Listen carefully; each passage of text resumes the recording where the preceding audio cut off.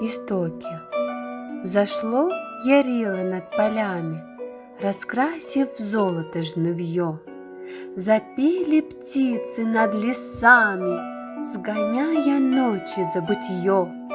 Открылись зеленью поляны, вновь зашумел сосновый бор, и водяной, воспевший Ния, продолжил с лешим разговор о временах, исток которых исчез в глубинах вечных лет, о той поре, как на Мидгарде рожден был белый человек, глаза — небесное сияние, и взор был мыслью окрылен.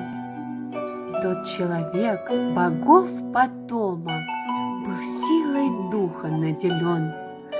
Он жил в гармонии с природой, во славу рода созидал. Его великие деяния Сварог небесный наблюдал. Во времена великой скорби его утешить мог услад. А в час усердного учения Перун ему помочь был рад. Он верил в то, что боги рядом, они придут, лишь молвишь зов.